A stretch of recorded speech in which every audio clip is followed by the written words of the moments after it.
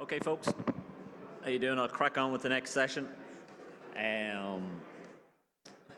Okay, so you can hear me okay? So this session is an information session for contractors on SEAI's new grant rollout. Just as an introduction, my name is Stephen Farrell. I'm managing the National Home Retrofit Development Call. I've worked on the community scheme, the warmer home scheme, and so on, and I'm managing the registration of the one-stop shop process, so trying to get registered one-stop shops on board. Just to go through the agenda. Okay, I'm just going to look at the high-level climate action plan target, the demand generation, so you're talking about educating, engaging, informing, converting people's attention. And I'm going to look at that against reducing the barriers. There's a brief slide on that. The grant options, the 3 strands that we're going to move towards, so your free energy upgrades, your one-stop shop service, which the talk is generally centre around, and the individual grant measures. So people doing it step by step. The one-stop shop service, so I'm going to go into the design and the incentives, the home energy assessment and the upgrades, and then I'm going to talk a bit about the individual energy grants and the solar PV program. Okay, at a high level, and you're probably well used to seeing this slide, and you'll see the figures on what we have to achieve, but I suppose why was a new grant scheme rolled out, and why are we looking at doing things differently? Currently, what we're managing to do is about 27,000 retrofits a year, and 6,000 of that could be B2 upgrades, and that's where we're at. And that's not going to cut it. If you look at the targets there in terms of getting to 500,000 homes by 2030, so we kind of have to do a major shift in the way we're doing things. And even if the supply chain stays static, doing 8,000–9,000 B2s a year, it's not going to do it. So we have to move into the realms of doing 30,000 homes per annum. And to do this, we had to look at our current systems and the way we were doing things in terms of the community side of things, all the admin, the complex forms, and try and make things more simplified. So we took a designed approach over the last year and a half to come up with a streamlined system that people can engage with, and they can easily navigate through to get providers' attention. So we've developed a new package and a new design, basically easier for one-stop shops and retrofitters to manage, and for homeowners to understand, promoting kind of a warmer, healthier, more comfortable house, reducing energy bills and so on. So we've also went out to the industry and homeowners, identifying the barriers that would stop people from upgrading and so on. So we put all this into account. So to reinforce all this is the 8 billion budget, which is a significant budget stream, and the increased grant incentives. So that naturally drives homeowners' attention and calls into different companies, and it'll build on the supply chain. So it'll naturally cause the supply chain to develop.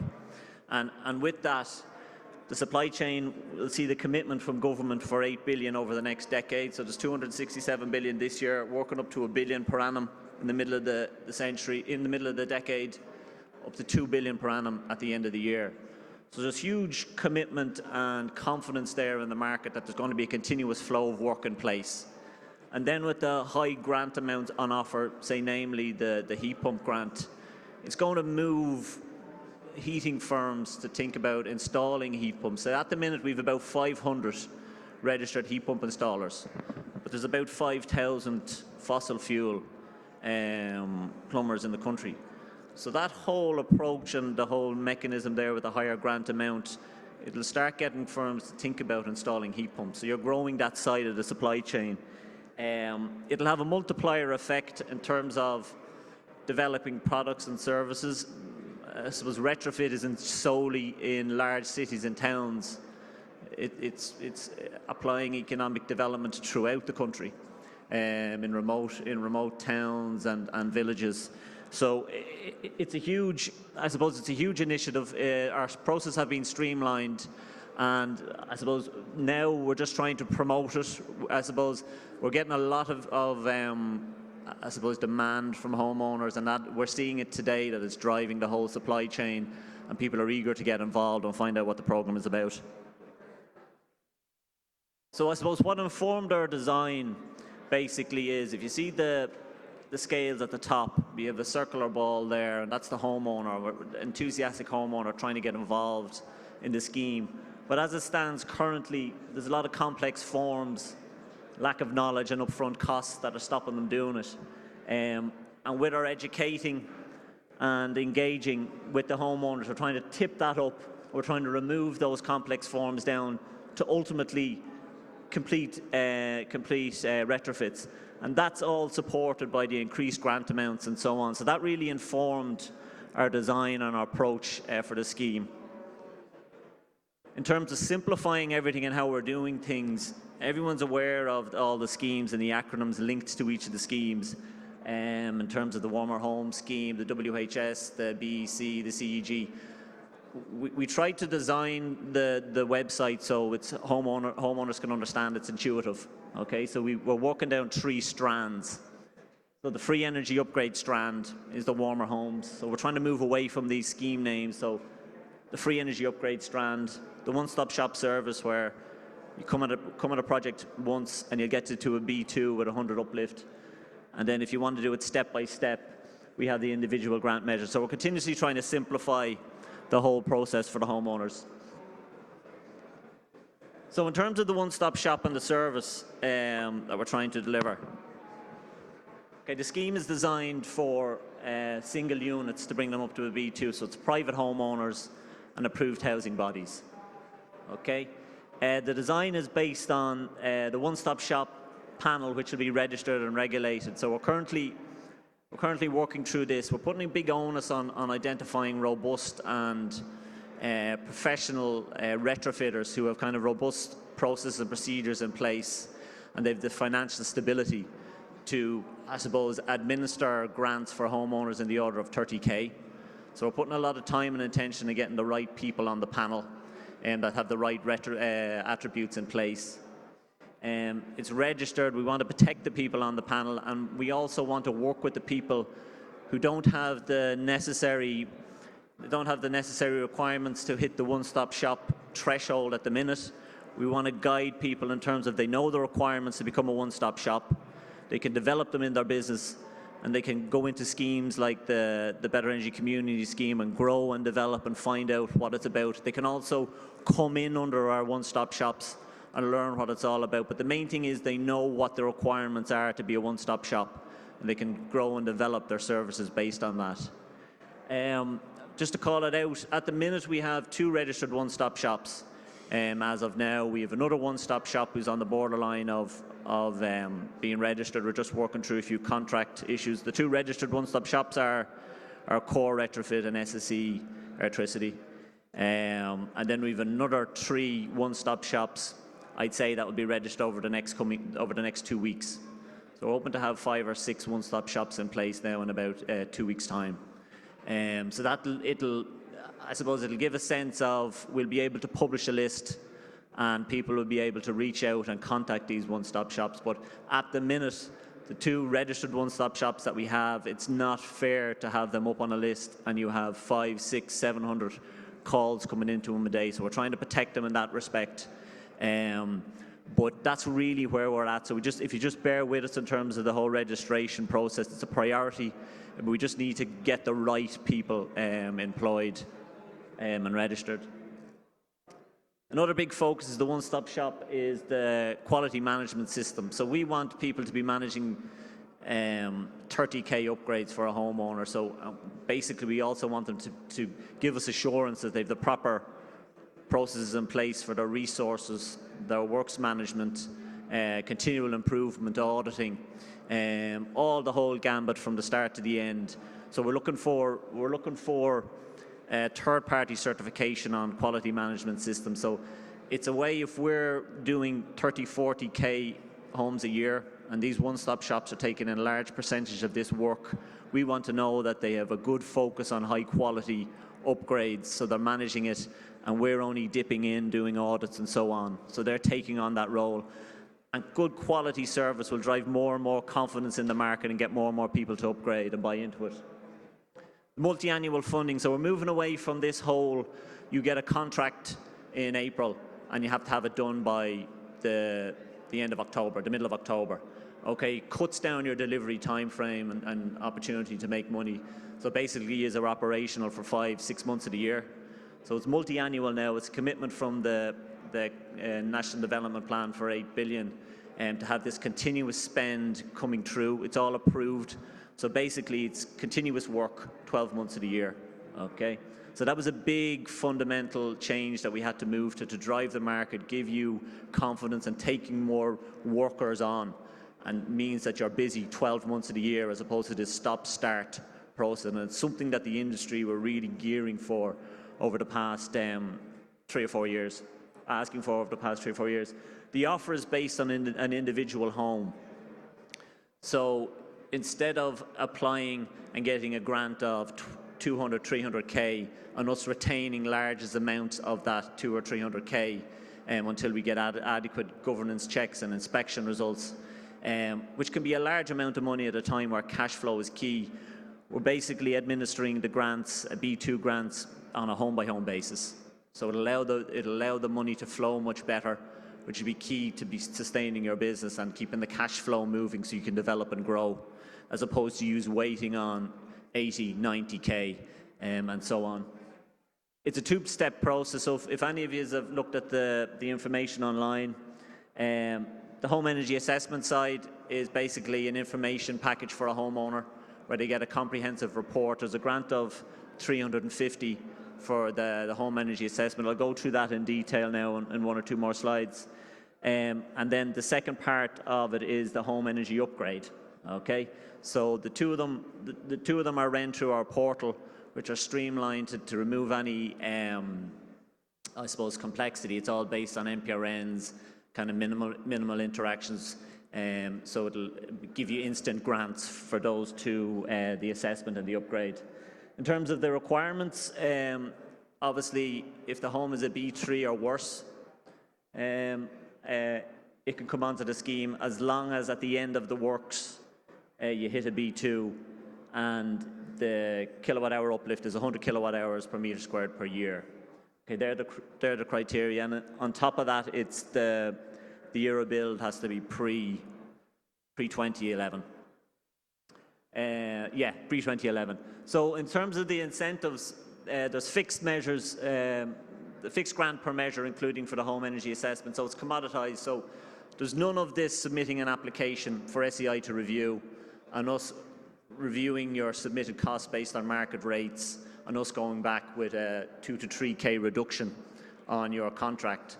Then you have to go back to the homeowner and explain why they're not getting the 15, 16K that they thought they were going to get, and SEAI is only given 14.5. So there's surety there in terms of the list on the data on the website, tables out each of the measures. You know what you're going to get.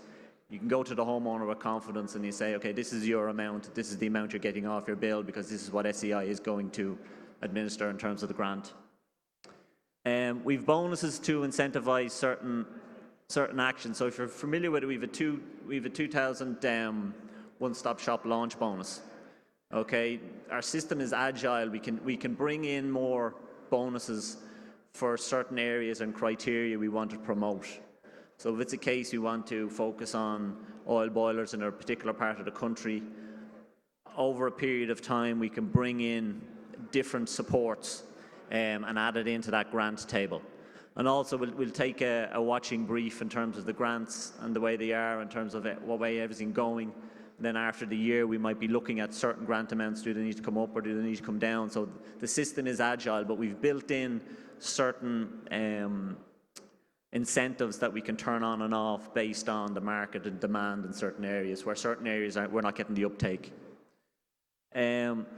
Affordability then, grants discounted to the homeowner. So this is key because this is something that can stop a homeowner if there's an upgrade that costs 60K to do, and if the grant is coming to 30,000, the homeowner only has to, it's a requirement under the one-stop shop scheme is that the homeowner only has to pay the 30,000, so net grant.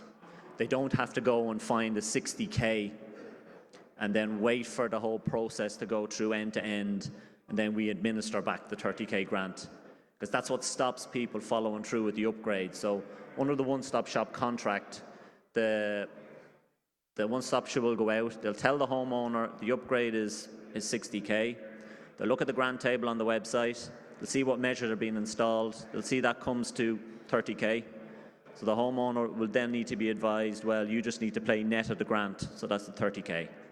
Okay, and that can be reduced even more if there's a obligated party involved, which could apply a 2K reduction, so that could be only 28K. So the whole thing is driving the affordability of the proposition for the homeowner to encourage them to follow through. Previously, when they had to come up with the 80K the 60K up front, that was enough to make them kind of reconsider. And then the last one there, the grant commitment offer and payment on a home by home basis. So that's pointing out on the cash flow side in terms of you managing it, as opposed to aggregated applications that we were previously focusing on. You have to manage large amounts. So just a few key high-level points. If you're familiar with the grants that were administered previously, they're in the order of 30 to 35%.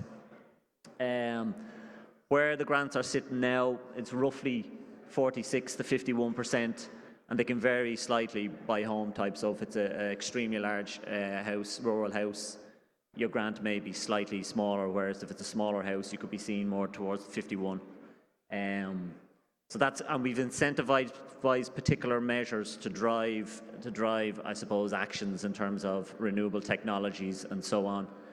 The home energy assessment, so this is a comprehensive document put together to inform the homeowner and help them make decisions in terms of what they need to do and identifying pathways to get to the B2.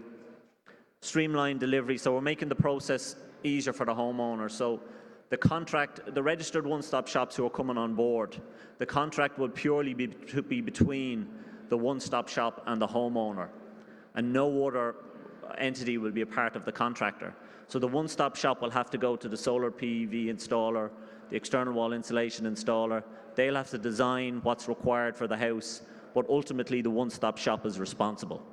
Okay, so that's why, as a part of the one-stop shop application process, they need professional indemnity insurance. So they're taking responsibility for the whole project, for the whole piece of works, from lead generation to customer care, to the works management, to design feature, to QA, administering the grant, to aftercare. So it's the whole process end to end.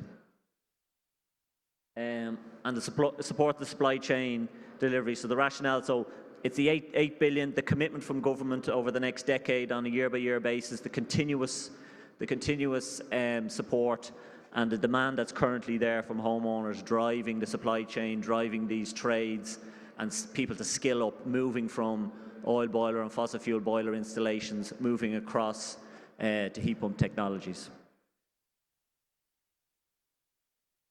So the first two bullet points there is more so the high-level commitment and the long-term certainty. The third point there is retrofit will impact every part of the country. Okay, so you aren't focusing on big cities, big towns.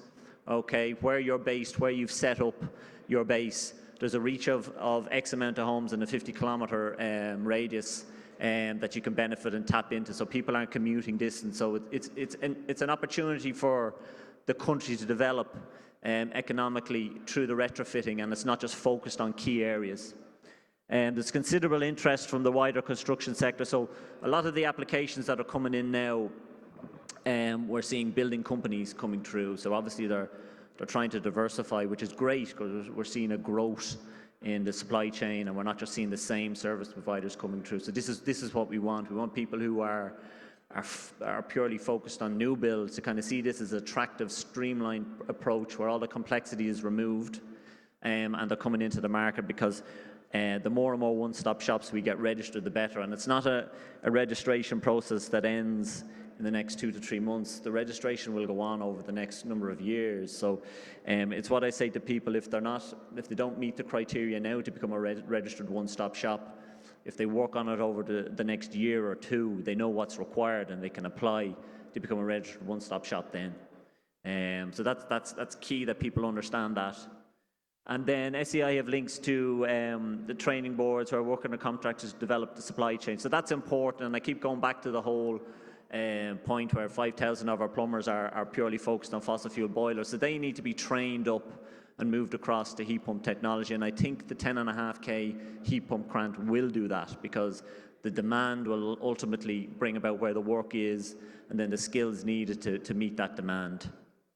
And that kind of ties back into the first slide where we said we needed 400,000 heat pumps to be installed by 2030. So it's kind of, this is really an incentive to drive the market towards looking at heat pump technology and training new apprentices that come out on the technology, so they can come into these retrofit companies and start installing the technology.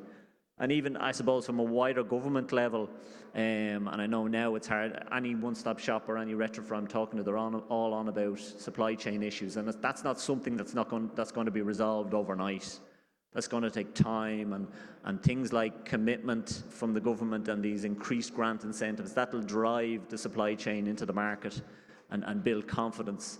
And also it'll encourage apprenticeships, and people can see a future in this, because 500,000 homes between now and 2030, and then another 500,000 thereafter. Like there's a pathway and a lot of work to be done there, so people can take on retrofitters and employees and know that they can keep them busy over the next 2 decades. So what is a one-stop shop? And I briefly covered it. So the one-stop shop is focused on everything from end to end. So you're talking to the homeowner, explaining what they need to upgrade their home. You're giving them a pathway to do the work. You're managing the project from the start. You're managing their expectations. You're linking them up and coordinating the services. You're generating a contract between the homeowner and the one-stop shop. You're giving them access to your trusted framework of contractors. They're project managing it. They're QAing the whole thing, and that they're signing it off. So basically the homeowner can step back and let the one-stop shop manage all the complexities linked to a retrofit upgrade. At the minute, homeowners are a bit overcome and overwhelmed at times. They have to go and get external wall insulation installers, and they have to coordinate window installers. They have to get a registered heat pump contractor and so on. And all that just puts homeowners off in terms of following through with the retrofit. So now, basically, and hopefully it's coming true, the one-stop shop will take over the whole hassle from the homeowner and deliver the service and take responsibility for the upgrade from end to end. So what is a home energy assessment? So basically, the home energy assessment, what will happen is you'll apply for the home energy assessment through the one-stop shop portal. So it's basically providing a homeowner with a brief of information that they can make a decision on whether to follow through with a 50, 60K upgrade. So it's basically a published BR assessment, which is published along with an advisory report, and that needs to be completed obviously by an independent BR assessor in accordance with the BR Code of Practice. The homeowner stated outcome. So the homeowner might say to you, I don't want to reach a B2, I want to get to an A1, so that the home energy assessor will take that into account and do the design based on that. The design pathway to reach to the B2 and the technical design to meet the heat loss indicator. So part of the home energy assessment, you need to engage a technical assessor from the Better Energy Homes technical assessor list. So in reality, in terms of completing these home energy assessments, I can see one-stop shops just engaging a technical assessor, because that's required as part of the Better Energy Homes to complete the assessment, as opposed to getting a BR assessor coming out and then following on with a technical assessor. The technical assessor then will list out the level of works required to get the house to a B2. So let's say external wall insulation, heat pump upgrade, roof insulation, and so on. So they'll end up coming up with a cost to complete the works. And in that, they'll introduce the deduction from the SEAI grant, and then where there's an obligated party involved, they will add that in. So the homeowner can see the cost of my upgrade is 60k. SEAI has given me a grant across all the measures of 30k. The obligated party is coming in adding 2k. So then they know they just have to find 28k to do the upgrade. So it's becoming a more attractive offer to the homeowner as opposed to finding 60k from the start.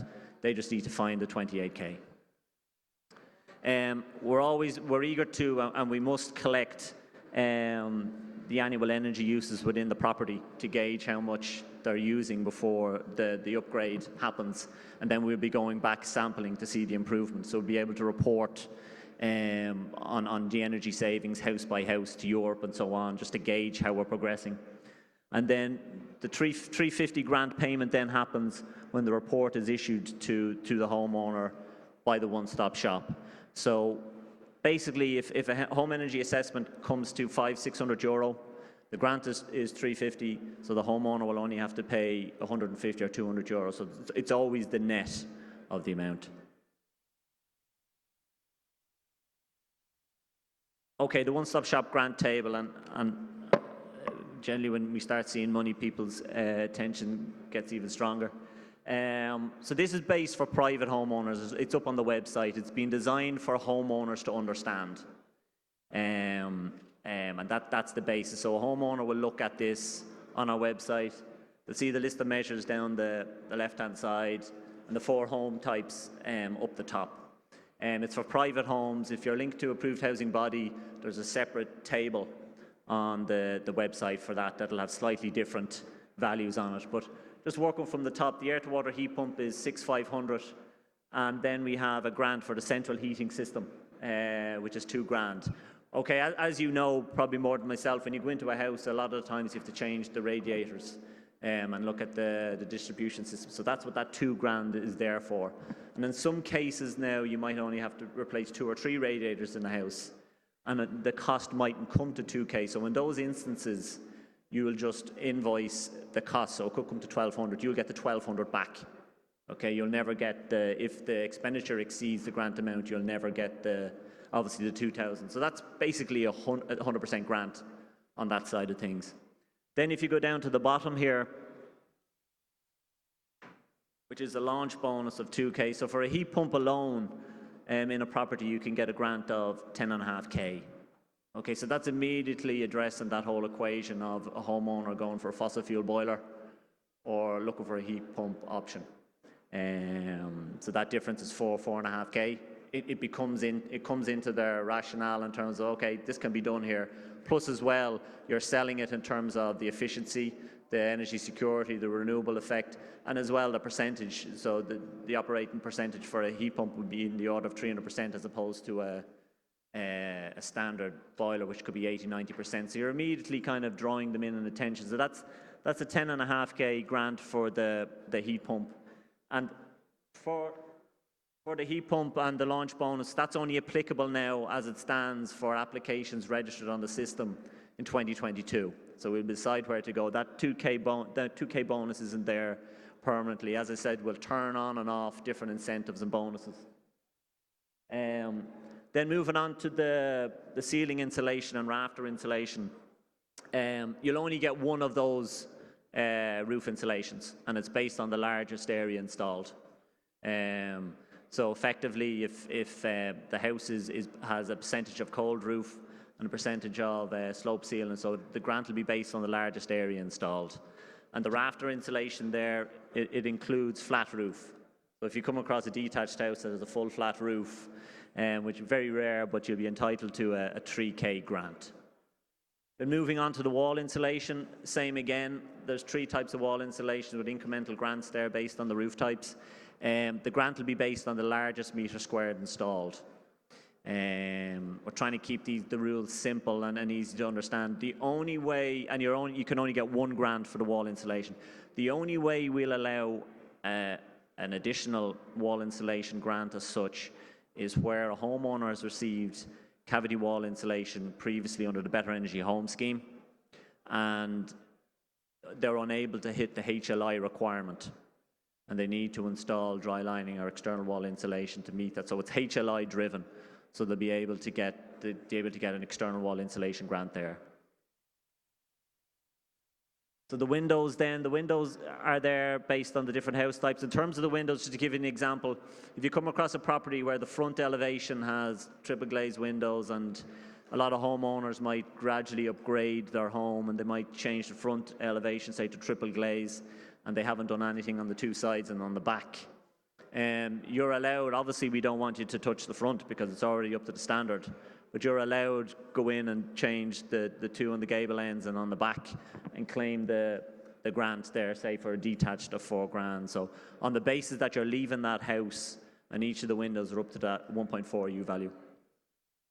The doors then, a max of 2 doors, €800. In terms of the doors, and I've got a few questions, especially for people who are part of the BR assessment. This table is designed for homeowners to understand. So a sliding door is a door to a homeowner. So the BR assessor who are going through the whole BR assessment would see a sliding door as differently because it's based on the percentage glazed area. But a sliding door under this grant will be €800. So it's just some of the BR assessors were kind of mixing up the BR methodology with this grant table. This grant table is purely for homeowners to understand. Solar PV, then there's a grant. Then mechanical ventilation, we've seen a lot of DCV and MVHR throughout the National Home Development Call. Air tightness, so that €1,000 grant is applicable if you install air tightness measures in a property, so you're taping a membrane. If a test is completed and the air tightness is less than 5 meters cubed per hour per meter squared, so that's when the €1,000 grant kicks in. Home energy assessment grant then is $350. I just went through the home energy assessment grants there in the last slide. That's sticking at $350. And then project management amounts are applicable for all upgrades. And it's based on the house type as well. So that's just a brief run through on the bits of rules. It's the slight finer operational rules that when you look at the grant table here, you might assume, oh, if I install ceiling and rafter, I get the 2 grants added up. It's not the case. I have a finer operational guide I'm going to put up on our website, so keep an eye out on the One Stop Shop website. That'll explain all those bits of points that I went through there and so on. But I'm conscious there could be BR assessors here that'll be going around out selling the service to homeowners, and they need to have a good understanding of what grant applies if they're adding up the total of support that we give to the homeowner. So in terms of our kind of promotion of simplifying everything and moving away from, say, Excel books and kind of reams of documentation, we've developed an IT system. It's called the One Stop Shop portal, and every registered One Stop Shop will be given access to this portal, and they'll be given a kind of a one-to-one onboarding session. And it's based on simplicity. It's using the BER database, and it's using the ECMS. That's really how we're controlling the governance side of things, and it's allowing us to be kind of super streamlined. So basically, when you become a one-stop shop, you'll be given a register to the one-stop shop portal. Okay, you've gone out and carried a BR assessment in a property, and you have the MPRN of that property. You'll simply put the MPRN into our portal, and you'll press enter. Then on the right-hand side, there, you will see the MPRN. What will happen is our BR database will look at that MPRN and the details behind it, and it'll tell us if that U value for the roof is 0.16. And if the roof is already 0.16, roof will be greyed out on the list because it's already at the requirement. If it looks at the roof and it notices on the ECMS that roof insulation has already been grant aided before, it'll grey it out on the list. So anything in blue is what you will be able to accept as eligible to upgrade. So this whole concern that a lot of retrofitters have when they go out to a house and if they don't know whether the measure has been upgraded before, we have that built into the system now, so you have that bit of confidence there. So you quite simply go and select the measures in blue, press enter, you get a summary information on your chart, and then you have a contract in hand straight away. So for a 30K contract, a simple entry of the MPRN, and then you can proceed. And then you've the certainty of knowing the level of grant support that's out there. That's not going to change because it's publicised on the database. And then you have a contract in hand straight away. You have 12 months then to complete the works, which is, it kind of beats the 5-6 months that have been in place to date. Because I know a lot of the upgrades go hand in hand with a bit of extension work and stuff like that. So, and you can control it. It's in your control. The application on the one-stop shop system doesn't have to happen straight away. You can time it when you're actually starting your retrofit works. So that's just a brief overview on how simple and streamlined the whole one-stop shop process is going to be in terms of managing the works order and generating the contract. So there's no lengthy waiting times in terms of getting contracts signed off and approved by SEAI. It's almost instant, and it's very much like the Better Energy Homes approach, but just on a larger scale. The contracts are for 32K. I just want to, while it comes to mind, I just want to call out that there's no cap on the grant. So there was a message going around for a while that it was capped at 25K. There's no such cap on it. The cap is based on the amounts on the website. If you add up the measures the homeowner is eligible, that could come to 34K. So there's no cap. It's capped by the amounts on the website, on the table. Just to give people a bit of confidence in terms of how we came up with our grant amounts, and I know there's a lot of kind of fluctuation out there in terms of the rates and how they have kind of an inflation over the past 12 months. Like, we've really looked into a ream of data that we have over the past 12 months on the different programs and schemes. We've also went out externally to QS firms to get an idea of the market for particular rates.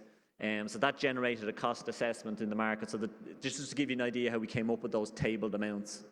We fed into the amount that the EOS scheme will likely contribute towards a grant, and the overall experience from homeowners who availed of 35% to 50% grants in the future. So a lot of time and analysis went into getting the right level of grants. As I said, that table is there. It'll be continually monitored. And we have the agility to adjust the grants up and down as we see fit and bring in different incentives to promote different actions as the scheme progresses. Because at the end of the day, if we have processes in place and grant supports in place and it's not generating demand, we kind of have to act and act fast, and that's in terms of reviewing the incentives and so on. This is just a brief overview of the two schemes. So the one-stop shop service, which I went through there in detail, and the individual energy upgrade grants, which is more the pathway to the individual measures. And as you can see, the one-stop shop service, it's a complete home upgrade. So you do it in one go, and you get to a B2, and so on. It's for the homeowner, the responsibility is taken from the homeowner and it's passed to the one-stop shop who's responsible for everything. And they manage it through and through. You have additional measures that are grant aided because it's a whole house approach. So we want to go to the house once, leave it at the correct level and so on, and address all the measures and fabric. So you'll see the windows and doors, the floor insulation offer there. It looks at ventilation and air tightness. Whereas the individual grant upgrades is the pathway. So a lot of homeowners don't have 30-40K to bring their house up to a B2, so they need to take it step by step, maybe over a 3 or 4 year period. They can go down through the individual grant route, where they can look at the heat, they can look at their fabric first, get support for that. They can move on to their heat pump and work from there to solar PV. But it's kind of a more on a restricted budget and so on. But the difference there is the homeowner has to manage and coordinate the different contractors through the registered list of installers on site. On our website. So just a bit of an overview. So that was the one-stop shop service that I went through. So just for completeness, I'm going to go through the individual grant upgrade measures and a few changes. As I said, it's focused on the can-pay homeowners and landlords who can complete a deep retrofit upgrade in one go, which represents a lot of people out there, and they don't have to hit the B2 every time when they do an upgrade. So this is the individual measures approach, and it's including the solar PV. So on this, I'll just move aside.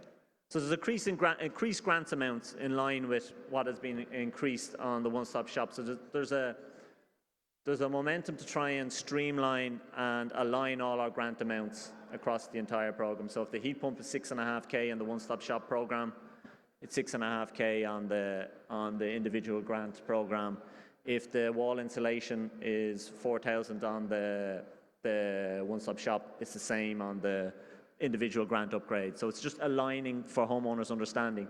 The changes of the building type, so if you're aware on the Better Energy Home scheme, I think there was eight or nine house types. It's streamlined and it's cut down to 4 to align with the one-stop shop. And there's solar PV changes. So it's just a comparison on the old grants for Better Energy Homes moving to the new grants. So as you can see, there's been a significant increase on the roof and cavity wall insulation up to 1,500 and 1,700 from 400. And that represents an 80% grant on attic and cavity. And that's kind of coming in line with the increased energy costs that we're seeing across Europe. So it came out at a time where someone could actually increase the energy efficiency of their home by 60–70%. And in a lot of cases, if the home is small, they could be getting a 90% grant on those two kind of light, shallow measures. Dry lining then has increased from 2.4 on a detached to 4,500. External wall insulation has gone up by 2K. Heating controls have remained the same, purely because you're improving a fossil fuel boiler. So we want them to work efficiently, but we kind of want to drive people's attention towards the heat pump technology. Solar hot water has remained the same. Solar PV has aligned with what it was, but we've removed the battery side of it from because of the introduction of the microgeneration scheme, and the BER and the technical assessment has remained static. So that's kind of just a bit of a comparison between the two tables, so you can gauge. You're probably well aware of the differences. It's well highlighted on the website. In terms of the Euro construction rule, heating controls and insulation. The old rule was pre-06. The new rule now is pre-2011. And for the heat pump and solar PV and hot water, it's gone from 2011 to pre-2021. On the one-stop shop, we have pre-2021 across, pre-2011 across the board, because we did an analysis on a lot of the homes built on 2011 and after, and they already have the B2 requirement. But on the individual home scheme, there's no problem someone coming in and upgrading a B1 or a B2 house up to an A1. So hence, for solar PV, heat pump and solar hot water, we've increased the year of construction to pre-2021.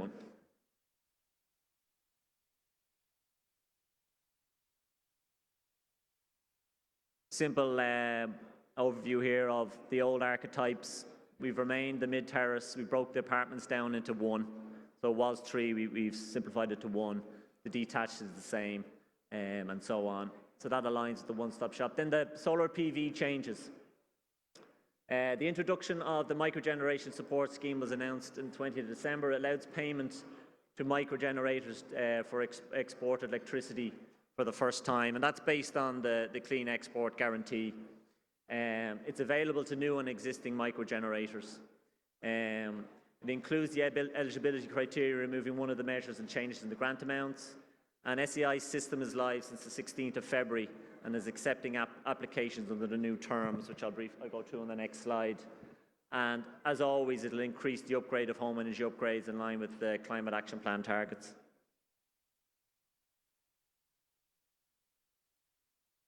Honestly, me here. Okay, so we've removed the minimum B3 requirement. Okay, we've opened that up. We've built homes built pre-2021 are now eligible. So that has increased as well. We're no longer providing support for the battery, and that's due to the launch of the microgen scheme. The grant is capped at 2,400, so you get 900 per kilowatt up to 2 kilowatts, and then it's 300 per kilowatt thereafter. So bringing it to 2,400. And then just an important note, homeowners must contact their energy provider for information related to the Clean Export Guarantee. So they need to reach out to their energy provider if they want to avail of that. And then homeowners continue to contact ourselves for information on grant and applications. And then just a final slide on the warmer home scheme.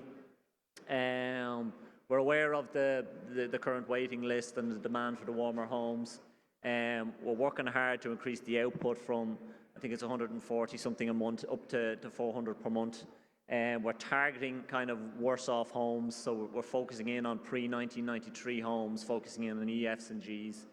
And we've opened up the program to revisiting shallow upgrades. There's a lot of homes over the years that just got cavity wall and attic insulation installed. So we've opened them homes up again so they can start availing of the warmer home scheme and the additional kind of high technical measures that are coming on board, like heat pumps. And then the final point is we've expanded the eligibility criteria to include disability allowance for over 6 months. So on our website, under the free energy upgrade scheme, you can click into that and you'll see the amount of the eligibility criteria that a homeowner needs to fall under. So that's currently ongoing. So that's just a bit of a rundown on the new schemes, the improvements and the additional grant supports that are coming into place, and our focus on trying to streamline everything for contractors, removing kind of complex application forms, repeated work, you submitting kind of invoices and bank statements and all that type of thing that can really make it admin heavy for limited output.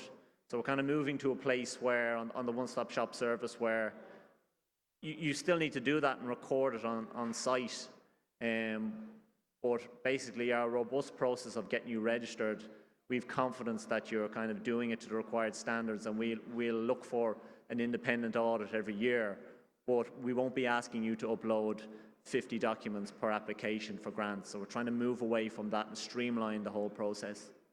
So that's just a bit of a rundown. So I suppose now if there's any questions that anyone kind of wants to discuss.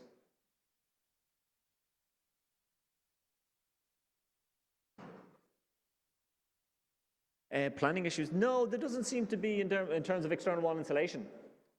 I suppose it would depend on the case-by-case approach, but from a lot of retrofitters that we're working with, they never seem to come to us in terms of having planning restrictions.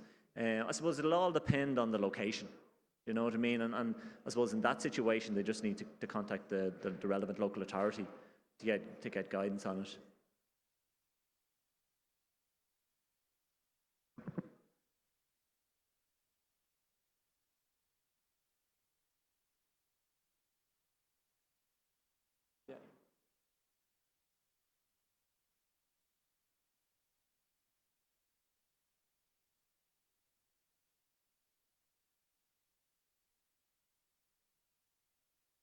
Sorry, can you repeat that? Okay.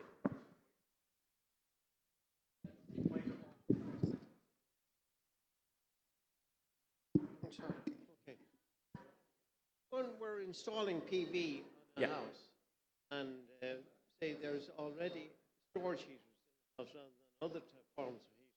Yeah. Well, it makes sense to use those storage heaters during the day and then heat them at night time. Yeah. So what's your opinion on that, or are there any, you know, make any specific alterations to the plans to accommodate that? Well, I suppose our number one rule in terms of solar PV is that you should focus on self-consumption. So in terms of, you don't want to be installing a system where a large amount of power that you've generated is being wasted. So I'm not sure I get where you're coming from in terms of, is it compatible with storage heaters? No, like, I mean, your grant system doesn't seem to support. There's an awful lot of apartments around the country. They're generally heated by nice storage heaters, with some of them have a day rate on them as well. But if the grant system, say, aided that type of system, installing photovoltaic, well then the heaters in the apartments or houses act as a storage element. Yeah, Frank, I might take that up with you one-to-one after the session here, and I'll just get to the detail of what you're explaining, if that's okay. Fine. No bother.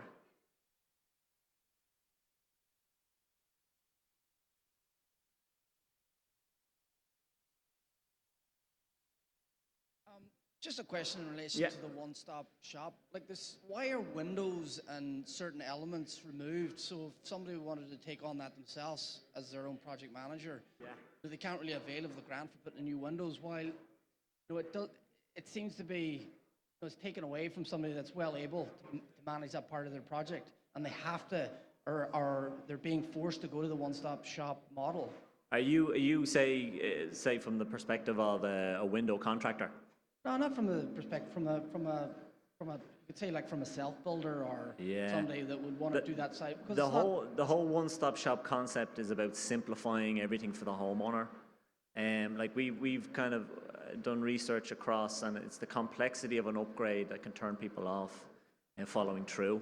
So what we wanted to do is go to the homeowner, take all that responsibility off them, put that onto the one-stop shop, and then the one-stop shop manages the whole installation work from end to end. Now that one-stop shop can engage builders to do the work, but ultimately the one-stop shop is responsible for doing it.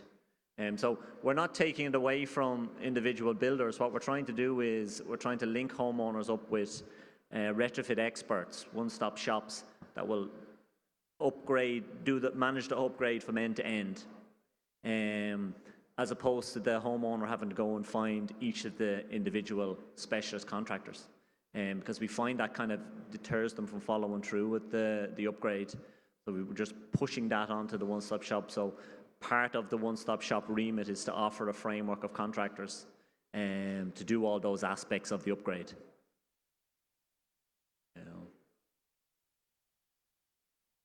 Okay.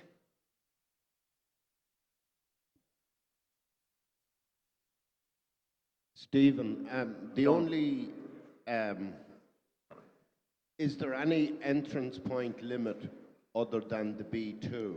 That if someone is looking to do an upgrade, and as long as that house is worse than a B2, the full one-stop suite of grants are available? Once the house is worse than the B2, it's built pre-2011, Donald, and you can achieve the 100 kilowatt hour per metre squared per year primary energy uplift. Then it's eligible for one-stop shop upgrade.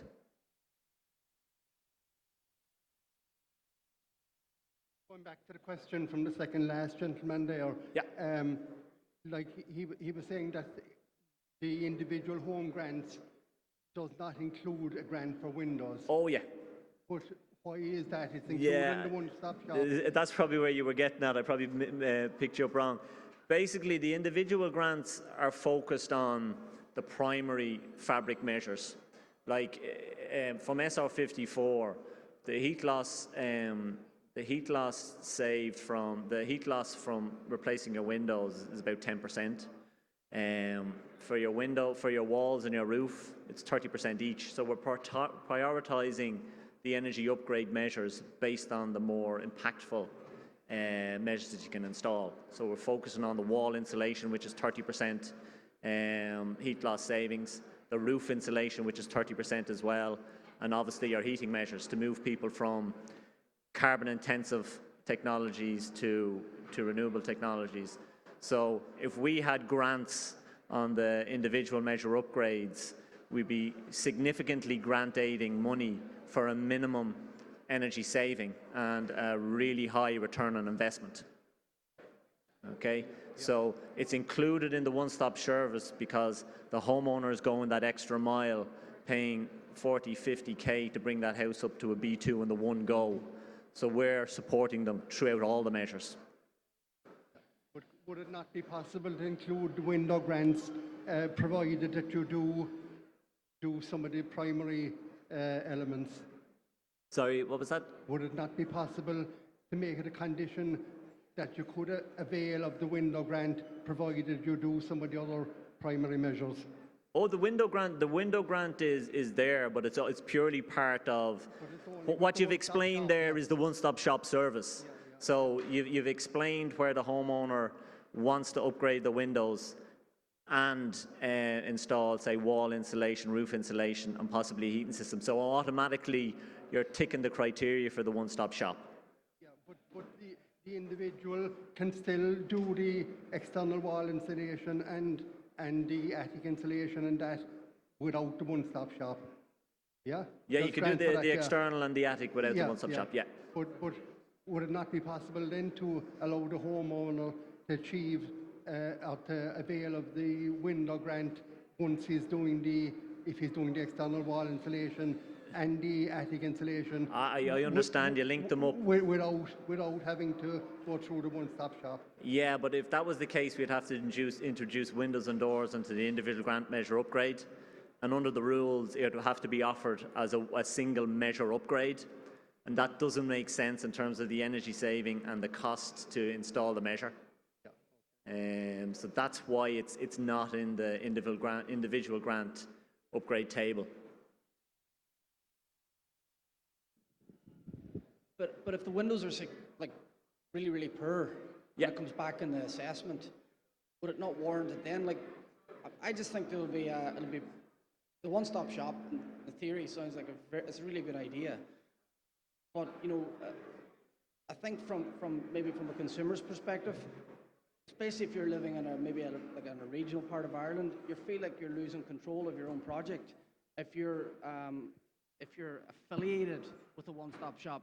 So traditionally it was your local architect, your local building contractor who would have all the approvals, and then you'd be doing these sort of remedial works via them, and they're maybe a trusted contractor that maybe families have used for years. Yeah. While the one-stop shop is taking that away from, let's say, regional areas or maybe small areas in Ireland where you can't use your own contractor essentially. And I'm not a contractor, so it's not that reason. But we also need to let the supply chain grow and develop. And the builders and the architects that you're talking about can come in under the one-stop shop. Yeah, but it's quite difficult because the preliminary requirements are quite stringent. Like, it's only really suiting large business to become a one-stop shop. Yeah, the preliminary requirements are there and they are robust. So we just have to make sure we have the right professional entities engaged.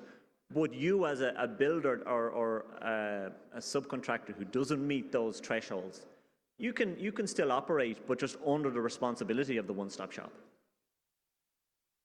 Okay, thank you. If a householder has done, say, the external wall insulation and attic insulation previously, and now he decides he's going to do heat pump and windows, can he avail of the window grant if he goes through the one-stop shop in that situation? One-stop shop, there's a window grant on offer, 100%, yeah. Okay. Thank you. No bother. Stephen, I have a question there.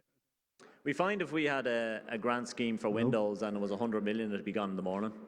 We just have to manage it because the heat loss from replacing windows is only 10 to 15%. The return on investment is very poor. We're trying to focus the homeowners on prioritising the key energy efficiency measures, such as your roof, your wall, and looking at your heating systems, and so on. Sorry. Stephen, how are you? We're coming from a construction background, so we're contractors working on residential and refurbishment and extension. So every day we are being asked to maybe tender for an extension to a house or whatever. But the clients are also looking at the one-stop shops. So there's a bit of confusion. We can't be the one-stop shop, but they want to build an extension. So how is best to advise the client on which way to go, whether to do the house as a one-stop shop and then build the extension, which doesn't really work. So what's the best advice for our clients from us? Yeah, to advise. Well, I suppose in terms of the one-stop shop, the way the contract is set up, okay, if the homeowner wants to avail of the 32K grant, he needs to engage a one-stop shop. Now, that one-stop shop can take you as the builder on board, okay, and work with you and engage with you and bring you into their onboarding and competency framework process. And you can still work on that, but for the energy efficiency side of the work, it's the one-stop shop that we're responsible.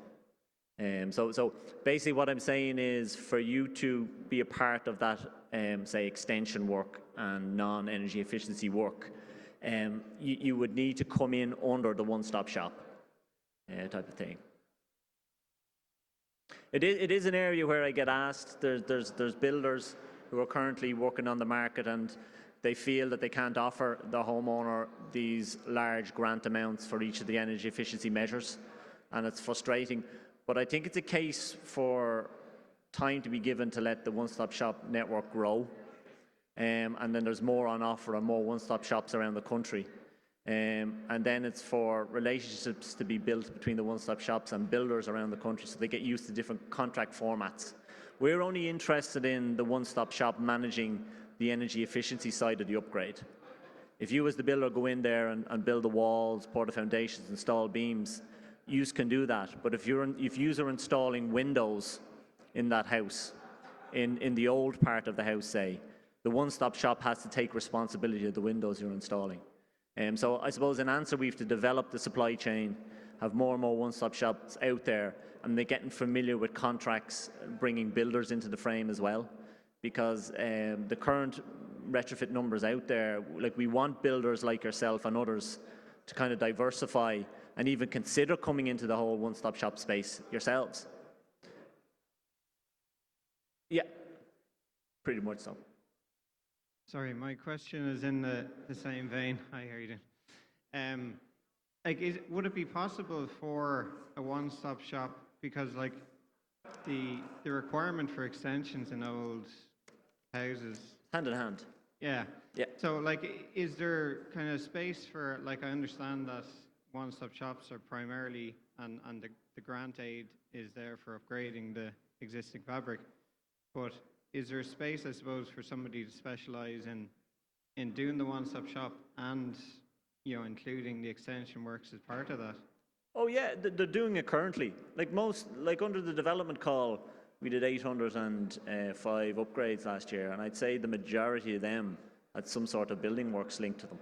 So they're managing it already, because it's just the nature of the work. It goes hand in hand if someone's paying 60k on retrofitting their house, that they're doing some sort of building work at the side. But it's just something that the one-stop shop needs to manage, and they need to kind of bring contractors under their wing as such, and define what the builder is, yourself say a builder, what the builder is doing, but the one-stop shop needs to be fully responsible for the energy efficiency side of it. So it's a matter of you and the one-stop shop working out your contractor position. But in terms of the homeowner, their contract is purely with the one-stop shop, is purely with the one-stop shop. We can have a discussion on the kind of the finer tuning of it after if you want. Anyway. Can I just ask, I know your registration at the moment is quite limited, but among the existing one-stop shops or the ones that are about to come on board, is there anyone that is familiar or kind of expert in conservation work, so understanding our vernacular buildings and the kind of breathability and issues and how certain materials will actually damage that building rather than improve it? And yeah, and just would there, if there isn't, would there be any obligation to work with, say, a conservation architect, you know, just to protect those buildings? 100%, definitely. If you come across a building that has protection requirements, protection orders on it, it's best practice to contact a conservation architect. But not even protected buildings, and that's actually the big drive now from the Department of Housing, is just our vernacular. Exactly, and breathability requirements. Yeah, 100%. And that's part of our process to make sure that the one-stop shop has engaged resources and can contract in resources to do a complete design of the upgrade. And they can stand over that. That's why we've brought in PII insurance into the frame. So the one-stop shops that we have in place, the process of registering is so thorough that we have to make sure that they're able to address specialist topics, because those type of buildings are scattered all around the country, and they need to be managed and upgraded correctly to ensure that the breathability through the fabric is maintained and there's no long-term damage done. So 100% they will be engaging the required expertise to complete the job in accordance with requirements, no problem.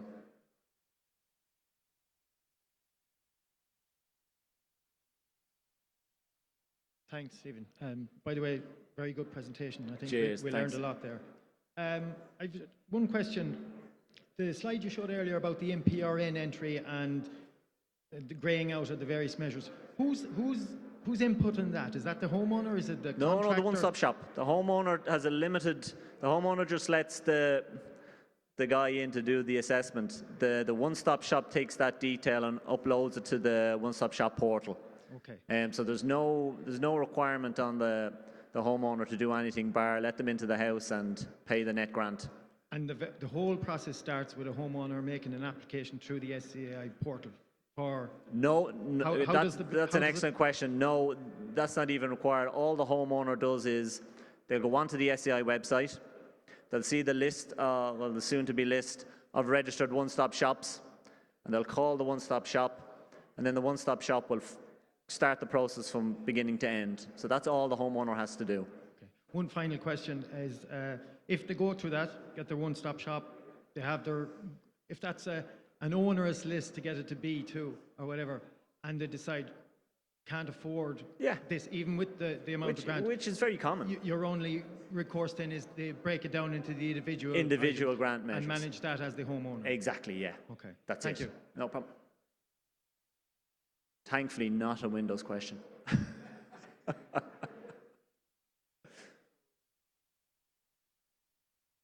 Anything else, guys? Well, that's my personal email address is there and number, and then we have the one-stop shop general email address. So if anything comes to mind, if we haven't clarified that, or I could have explained something differently in terms of your understanding, do reach out, give us a call, or drop us an email, and that's great. Come here. Thanks for your attention, guys.